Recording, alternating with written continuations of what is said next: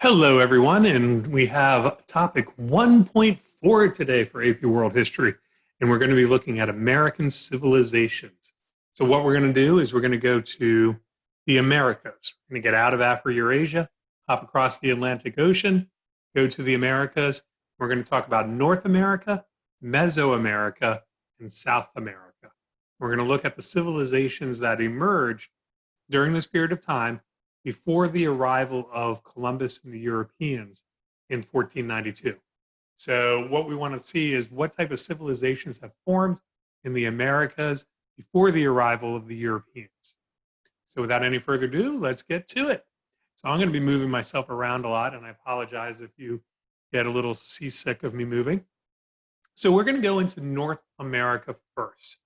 And we're going to focus really on two civilizations. The first civilization we call the Mississippian civilizations. There are people that exist within this area well before the emergence of the Mississippian civilizations. There are small communities, small groups of people, but by the 800s, we start to see a more complex civilization form. And if you take a look at the map on the top, this yellow map, we can kind of see these clusters of villages, of communities. And what they do is they start to interlink together, which starts to form a widespread civilization. It is maize-based civilization. Maize-based agriculture is critical to these Mississippian civilizations. So if you don't know what maize is, it's corn. In order for any civilization to exist, it must have a crop that can be grown and stored in order to support people who do more than just farm. If everyone's farming, you have villages, agricultural villages, but you can't have civilizations. You need surplus of food to support political figures, priestly figures, other non-farming figures that make a civilization more complex. What we do know about the Mississippian civilization is that it had a rigid social stratification. What that means is that there is a distinct difference between people on the top and the people on the bottom, and that the people on the top had privileges and enjoyed greater wealth than the people on the bottom of society's chain. And also, they were organized into chiefdoms. In other words, groups that were led by a chief. And we call them chiefdoms kind of as a way of saying they are a miniature kingdom. But instead of a king, we call that political leader a chief. These chiefdoms interact with each other. There is war between them. There is trade between them. And that's the third one, is the extensive trade network that took place. So as you take a look at the map on the right, this yellow map of the eastern United States, you'll notice that there is an overlap that goes from the north to the south. And we are going to see things that originate around Lake Michigan showing up in the middle of these Mississippi civilizations. We're going to find things, shells that originated from the Gulf of Mexico in ruins that are left up in the current state of Illinois and Iowa. There is obviously an interlinking of regional trade networks that allow for the flow of goods to go across long distances. And this is in keeping with what's happening in China, this connection between the North and the South and the building of the Grand Canal. This is in keeping with Dar al-Islam and the connection across such an extensive network, the Indian Ocean trade bringing many different cultures together. This is not as intense and extensive, but it still is on the same principle.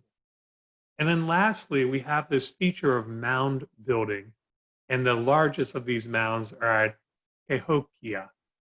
So if you look at the map on the bottom, or not the map, the picture on the bottom, these large symmetrical mounds that were obviously man-built are all throughout these Mississippian civilizations. And most scholars believe that they have a religious significance, that they represent kind of monumental building that we see in all civilizations, that they're akin to temples and they're akin to pyramids and other monumental religious buildings that have been achieved by civilizations. So the big thing to understand about the Mississippi civilization is to know that it existed, to know that it was based off agriculture, and to know that there is extensive trade between the northern part of what is the United States today and the southern part of the United States. And that trade network shows a complexity that existed before the Europeans showed up. When we look at the Southwest, we get to the ancestral Puebloan civilizations. And so this is what is today Colorado, New Mexico, Utah, Arizona area. And there are people who settle there 2,000, 3,000 years ago. But it's only until about 800 that a more complex civilization develops. They develop in Chaco Canyon. If you look at the picture on the right, you'll see how in this arid, dry climate, houses and homes are able to be built. There's no woods around here. So they're using sandstone, they're cutting into cliffs, and they're building residences. The fact that this exists means there had to have been an agricultural innovation. Somehow food was, and this was probably corn, food was able to be grown in surplus in this type of climate, which becomes an example of how civilizations emerge as there is agricultural innovation. Just like, wait for it, champa rice out of East Asia. So you have this idea that Chaco Canyon is one example of a Puebloan civilization. There's another one, which is the picture on the bottom, Mesa Verde. And this is another example of a Native American civilization that figures out how to build homes, multi-story homes in the side of cliffs and the side of mountains. So you have this innovation in agriculture where somehow corn is cultivated and grown in a very dry and arid climate, and water has to somehow be brought to these fields to support the cultivation of corn.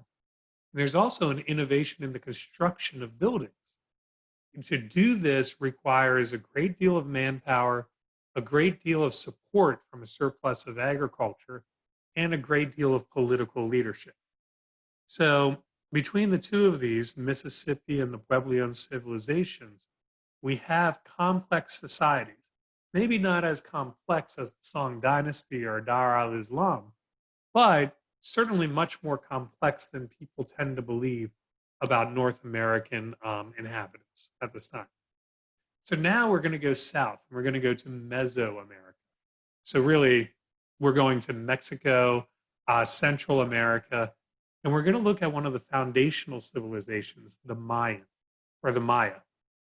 So if you take a look at this map and you look over here and you see this green in Mexico, what is today Mexico, and Belize and Guatemala, this is your Yucatan Peninsula. And along the Yucatan Peninsula, a number of city-states are going to emerge. These city-states are going to be their own independent states, if you will. We call these the Mayan city-states. So when we talk about the political organization of the Maya, city-state is the structure, and each city-state has a king that rules over it. So the role of the king is to be the unquestionable ruler, but the king is also seen as the representative of the gods on earth, that the king himself is responsible to the gods. So you start to combine religion and politics into one another. The religion is polytheistic and has a great emphasis on a hierarchy of gods who govern the universe and make sure that the universe stays intact. And the other thing is that Mayan temples are going to be constructed all along the Yucatan Peninsula, and they're going to be stationed to respond to astronomical events. So what happens is that the Mayans have a deep understanding of mathematics and science and astronomy, and they're going to build their temples in relationship to that knowledge. Which brings me to the achievement. The Mayan civilization is a significant mathematical civilization. They developed the concept of zero independent of Eurasia. They're advanced mathematicians for their time compared to other civilizations. Their monumental structures reflects not just a knowledge of mathematics, but also a knowledge of astronomy and a knowledge of celestial events like eclipses and equinoxes, where the sun is rising at a particular point in the horizon every time of the year. And of course, one of the great inventions of the Mayan were the calendar. The calendar, without getting into too much detail, was a complicated system that broke down time into a cyclical event. And these calendars were amazingly accurate for its time. This Mayan calendar correctly predicted a solar eclipse in the hemisphere at 1991. So it had that type of prediction all the way out to 1991 to say there will be a solar eclipse. And I think they were off by like 15 minutes. If you think of it this way, our calendar is 365 days and 0.22, 22 hundredths of a day. So roughly 365 days and about 5 hours and 59 minutes and change, or something to that effect. The Mayans were pretty close to that measurement. That fact that they could measure a solar year so accurately back in the 4, 5, 600s indicates an advanced understanding of astronomy and mathematics. And then lastly, regional trade.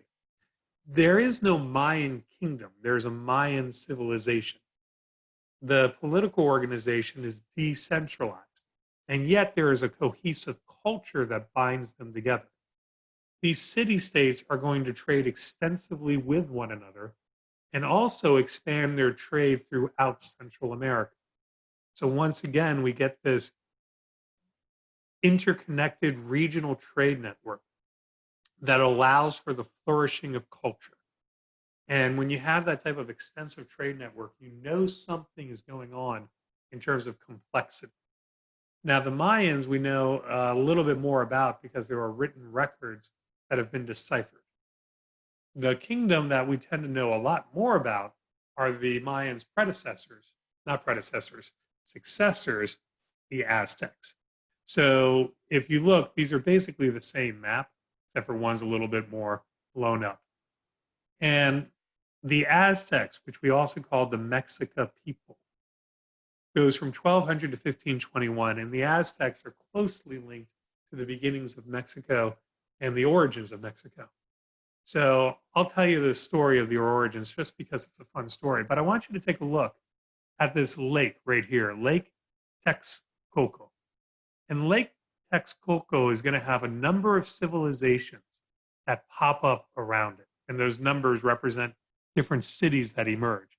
And you can see how there's different cities all throughout, extending throughout what is today Mexico. Along Lake Texcoco is going to be a tribe that has been wandering for a long period of time. And they have been told to keep wandering until they see a sign from their god. And the sign would be a snake perched on a cactus with, I'm sorry, let me rephrase that. An eagle perched on a cactus with a snake in its mouth. And if you know what the Mexican flag looks like, there is a picture of an eagle on a cactus with a snake in its mouth. And that was the sign from the gods that this is where the Mexica or the Aztec people should settle and start to build a home. The story is that they found such a thing in Lake Texcoco. And the Aztecs settle and they begin to build a city, the city of Tenochtitlan. So if you take a look at Tenochtitlan, this becomes the capital city of the Aztecs. Now, as the Aztecs grow in numbers, they have to support that with food. So there's an agricultural innovation. And if you notice something, we've been repeating this idea of an agricultural innovation. The champa rice of East Asia, advancements in irrigation throughout Dar al-Islam. There's example after example of agricultural improvements. And for the Aztecs, that agricultural improvement are the chinampas. So the chinampas are basically artificial land added to the island of Tenochtitlan. So if you imagine Tenochtitlan as an island in the middle of Lake Texcoco. What chinampas are is where they expand the land by putting stakes into the lake, filling it with rocks and soil, and creating new farmland. By creating these chinampas, the Aztecs are able to sustain a much larger population than ever before. And what makes the construction of Tenochtitlan so amazing is that by as far as we know, the Aztecs did not have beasts of burden and they did not have the wheel. In other words, they didn't have animals that can carry heavy stuff for them. In Eurasia, there were cattle to pull the plows. There was oxen to pull the plows. There were horses to ride about and horses to pull things. No such thing exists in Central America. So what that means is that a lot of this is going to be human effort. It's going to be human beings doing all the moving, which makes the building of Tenochtitlan even more amazing. Now, what the Aztecs do is they go on a spat of warfare and conquest of neighboring tribes. So around this area, what happens is that the Aztecs begin to conquer that area. And instead of creating a larger empire with an extensive bureaucracy, that's what China would have done. That's what the Umayyad did.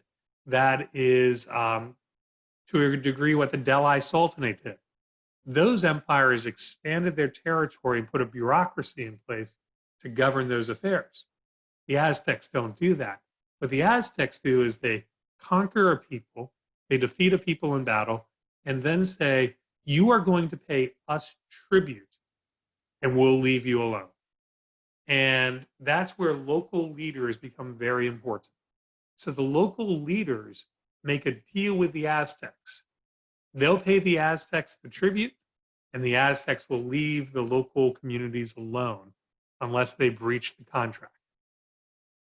This also leads to another aspect of social classes. The Aztecs elevated themselves above everyone else. In fact, if you want to think of a fascist state, the Aztecs would be such an example. And the Aztecs have their king, who is venerated almost as a god. They have the priestly class. They have the warrior class. They have the landowning class. They have a rigid social hierarchy. And the higher up you are, the more privilege and access you have. So that's another thing that we should be noting in these societies is that there is a social hierarchy that exists where some people have greater access to wealth and privilege than others. And the law reinforces that social hierarchy. I'm going to say that again because that's an important point. In all of these civilizations where we create this strong social hierarchy, like the Aztecs, the law is written to give privilege to the people higher up in the social status. And that brings me to the last thing about the Aztecs, which is religion. The Aztec religion draws a great deal of influence from the Mayan civilization and from other older civilizations within Mexico. And this brings us to that concept of continuity. The Aztecs, in a lot of ways, represents a continuity of prior Mexican civilizations. So the calendar that the Aztecs used is very much like the calendar the Mayans used. One of the things about the Aztec religion was the polytheistic nature of the Aztec society. They worshiped many gods. They associated these gods with different phenomena in nature. But the one thing that the Aztecs believed in with all gods was that they needed to be appeased with human sacrifice. And the thing from human beings that would nurture the gods would be the human heart. So the Aztecs began to build a religion around human sacrifice.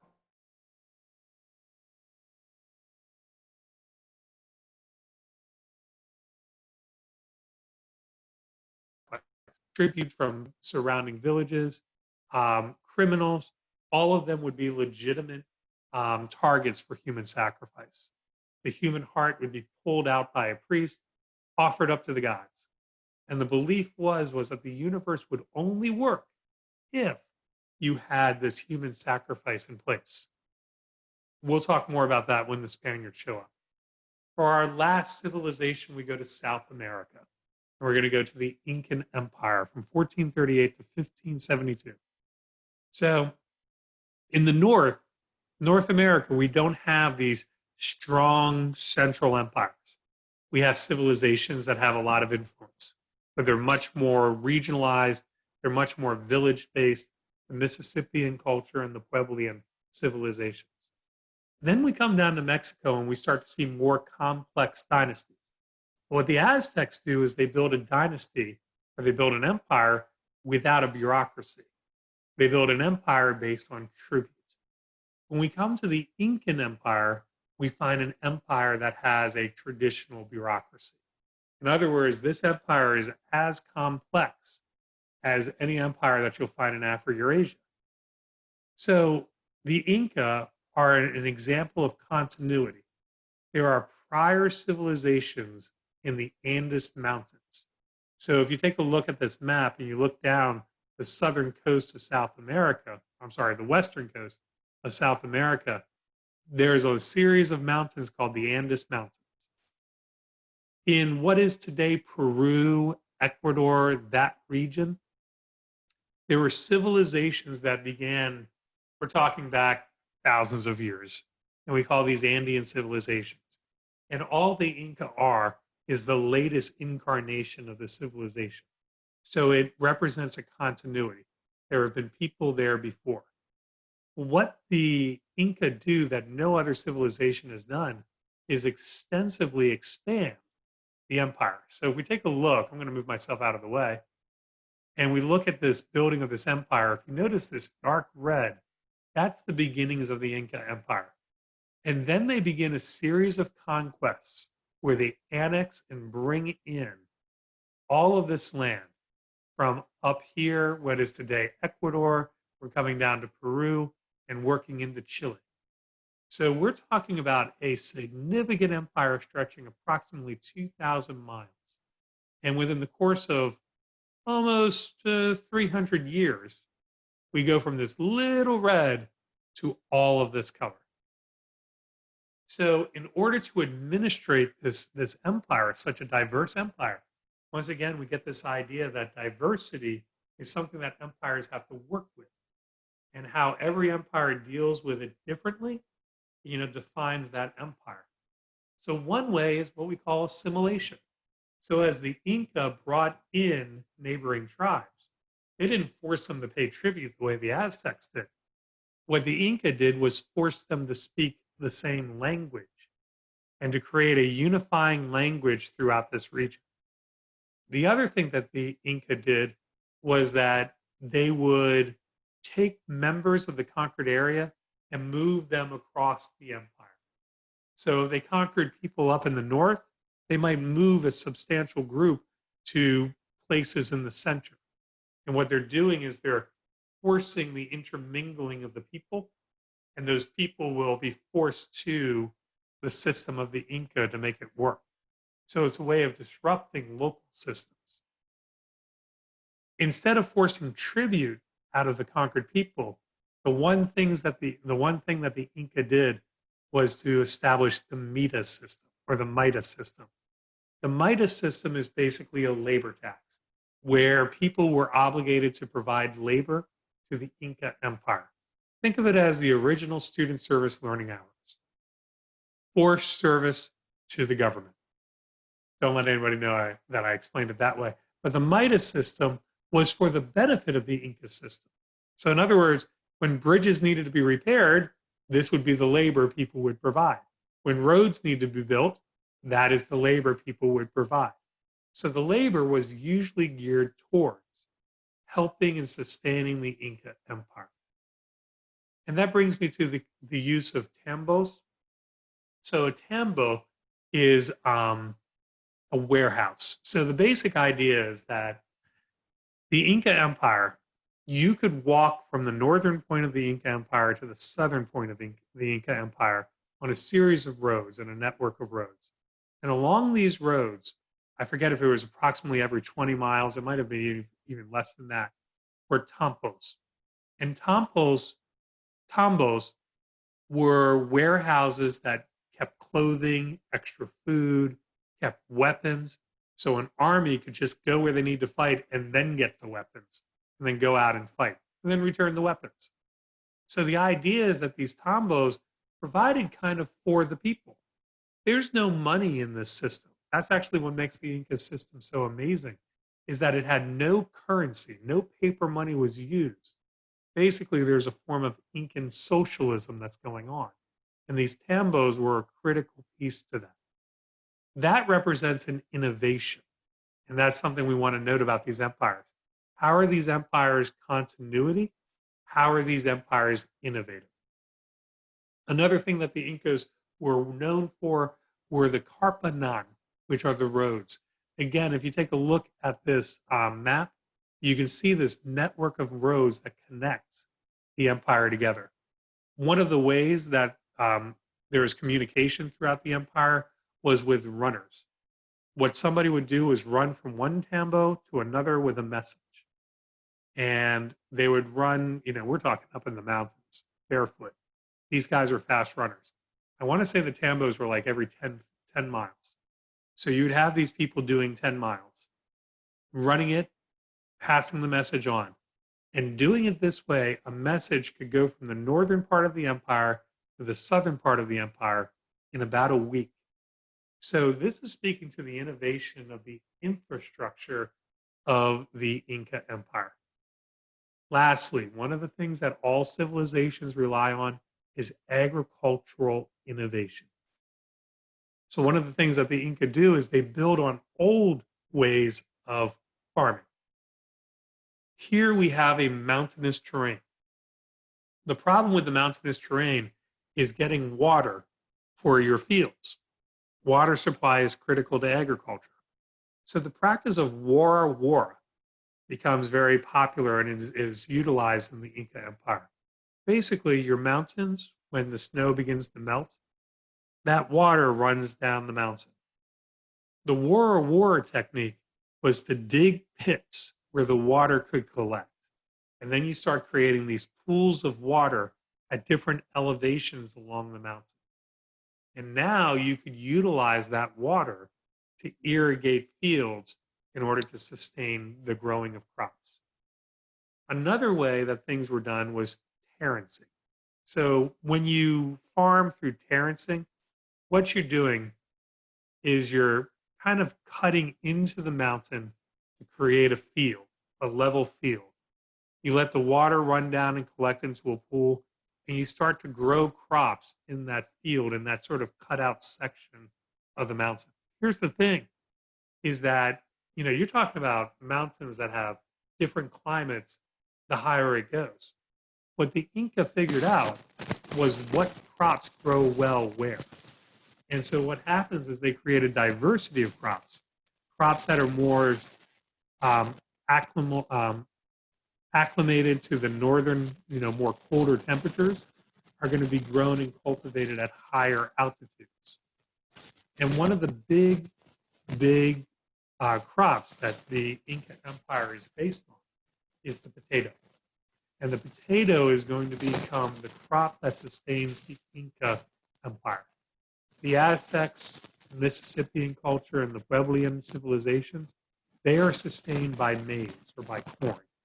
But the Inca, the potato is the really critical crop. And we're going to see how that affects history much later. And then lastly, in terms of innovations, this is an innovation in communication is called the quipu. So the quipu is a form of communication where knots are tied into rope. And these knots, the placement of the knots, the relative relation of the knot to another knot, communicates information and can store data. So what's interesting about the Inca Empire is here's an empire that does not have money. It is also an empire that does not have writing. The communication ability is largely verbal or through these quipus.